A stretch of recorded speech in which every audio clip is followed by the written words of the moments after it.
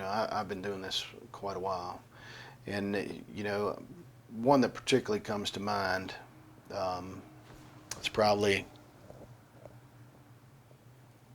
I don't know, 12, 15 years ago, something like that, up in Buchanan. A vehicle was traveling northbound, spun out. It was dark, pouring the rain, and it actually spun out and came to rest over on the right-hand shoulder. But it was facing south and as traffic is coming north. And a lady, she was from Baltimore, is traveling northbound, and she's on the phone with her husband. He's an attorney, and I think she was as well. But the rain wasn't really the factor, but it helped with the confusion, if that makes sense. She saw the headlights pointing at her, and obviously she thought a vehicle was facing her, which causes a bit of distress.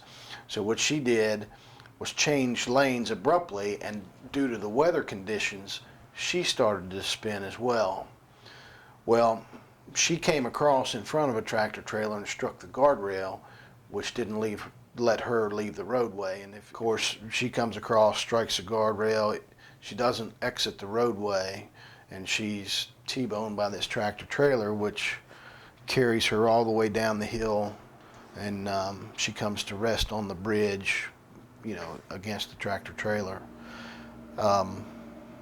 Certainly, we can attribute weather to that as well, causing the whole mess to begin with.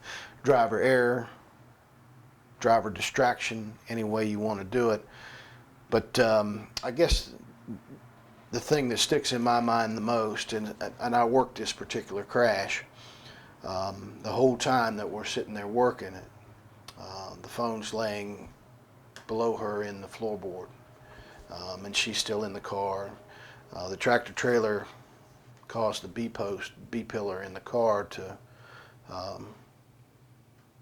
crush in on her, and we weren't touching anything in the vehicle. We're just working on the crash itself, waiting to get permission to remove her from the vehicle.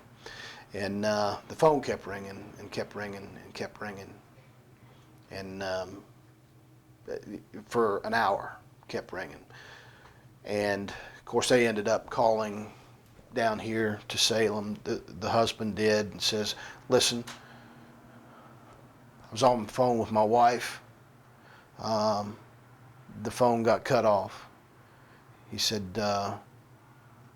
she was somewhere around Buchanan. What can you tell me? Well, by our policy, they can't tell him anything. So they called me, and I departed from our policy at that point. I said, you got to let him know. And they did. And when I talked to him, she was on the phone discussing the weather that she was in, saying it was going to take her longer than she anticipated because of the amount of traffic, and the weather has slowed her down.